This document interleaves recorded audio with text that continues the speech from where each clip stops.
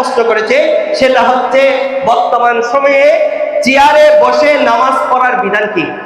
এটা এখন দেখবেন অনেক মসজিদ এমন আছে যেখানে মসজিদে ঢুকলে মনে হয় আমি এক চেয়ারম্যানের বাড়িতে এসেছি। চেয়ারম্যান মানে কি? চেয়ারের মানুষেরই, তারা লোক বোঝা পারলাম। চেয়ারম্যান মানে কি? ওনার চেয়ারম্যান মানে বুঝতে ওই আর চেয়ারম্যান সিগার হয় বেরি। আর চেয়ারম্যান মানে বুঝি দিই যারা চেয়ার বেশি এনে দেয়, যারা চেয়ারের মানুষ বেশি এনে কি হয়, আরে তারা লোক বোঝে যারা চেয়ারের মানুষ বেশি এনে হয় কি চেয়ারম্যান। এখন দেখবেন বহুত মসজিদে, অনেক মসজিদে দেখবেন চেয়ারম্যানের সংখ্যা অনেক বেশি, মানে চেয়ারম্যান মুসল্লি অনেক। এনে চেয়ারম্যানের যে জিবে এলাকা চলাই, যে এলাকা চালায়, যে একটা ওয়ার্ড চালায়, তাকে বলা হয় চেয়ারম্যান। আর অনেক মসজিদে গিয়ে দেখবেন যে এখানে মুসল্লি যারা, এরাই হচ্ছে চেয়ারম্যান। তো এরা কিন্তু আবার চাষের কাজ করতে পারে, দৌড়াদৌড়ি করতে পারে, ভাইয়ের সাথে ভাই মারামারি করলে তরবারি নিয়ে দৌড়ে যেতে পারে, কথা বলে না ঠিক কিনা? কিন্তু মসজিদে যখন আসে তখন এমন দৌড়াতুর হয়ে যায় সে নামাজে আর দাঁড়াতে পারে না।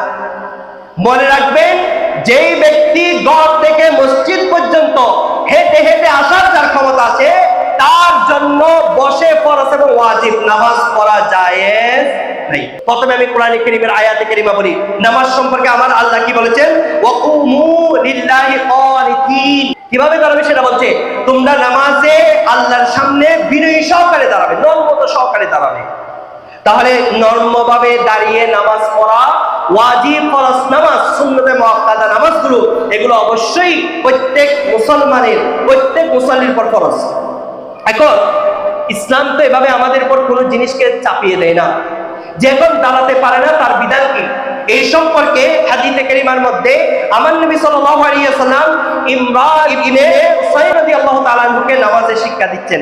তা আমার নবী বলছেন, সল্লি, নামাজ যখন পড়বে কাইমান, কিভাবে পড়বে? দাঁড়িয়ে পড়বে।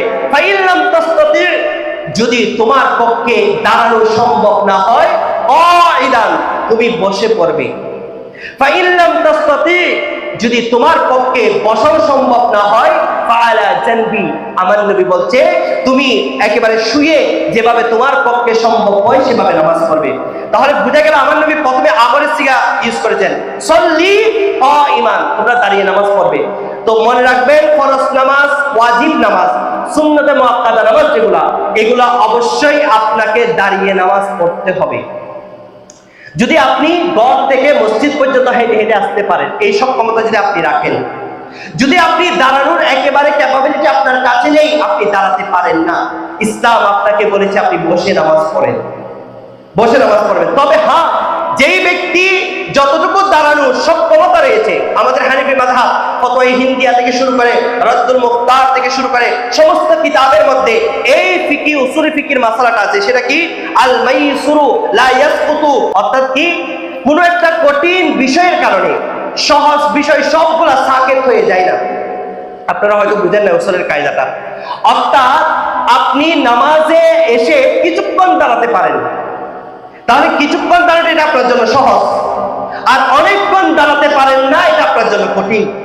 তো কিছুক্ষণ যে দাঁড়াতে পারেন, সেটা আপনার ওই অনেকক্ষণ দাঁড়াতে পারেন না, সেজন্য এটা সাকেত হয়ে যাবে না, এটা রহিত হয়ে যাবে না। আপনি কিছুক্ষণ যে দাঁড়াতে পারেন, সেজন্য আপনাকে দাঁড়িয়ে অবশ্যই আপনাকে নামাজ আদায় করতে হবে, যতক্ষণ আপনি দাঁড়াতে পারেন। সেই দাঁড়ানোটা আবার হানিফি মাযহাব মোতাবেক আছে, আপনি যদি দেওয়ালের হেলান দিয়ে দাঁড়াতে পারেন, আপনাকে দাঁড়াতে হবে। কারোর সাথে কোনো মুসল্লি, শক্তিশালী মুসল্লি আপনার পাশে দাঁড়িয়েছে, আপনাকে তার সাথে হেলান দিয়ে হলে দাঁড়াতে হবে, অথবা কোনো এক লাঠির সাথে বট দিয়ে হলে আপনাকে দাঁড়াতে হবে। এই তিন ক্যাটাগরির দাঁড়ানোর ক্যাপাবিলিটি যদি আপনি একেবারেই না থাকে, তখন আপনাকে বসে নামাজ পড়তে হবে। এরপরে বসার ক্ষেত্রে আপনি পারছেন না, একেবারে আপনি অক্ষম, বসতে পারেন না, তখন আপনাকে শুয়ে শুয়ে নামাজ পড়তে হবে।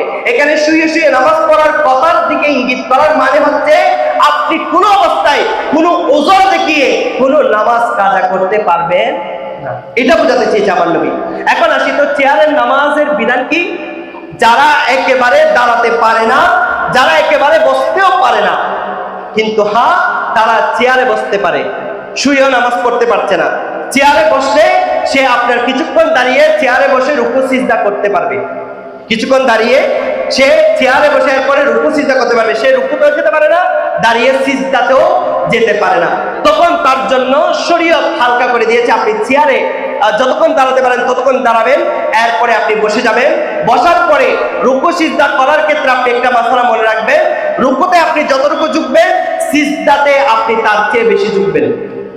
এরপরে এখানে আরেকটা মাসআলা বলে যে আমাদের মা বোনরা মসজিদে কিন্তু আমাদের পুরুষরা করে না, কিন্তু অনেক মসজিদে আছে এই ব্যবস্থাটা।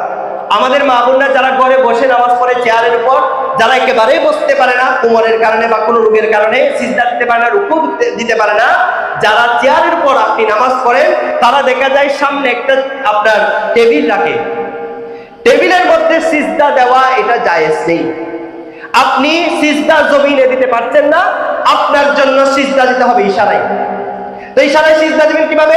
রুকুতে আপনি যতটুকু ঝুঁকেছেন তার চেয়ে বেশি ঝুঁকে আপনি ইশারায় সিজদা আদায় করবেন, এটাই হচ্ছে মাসআলা।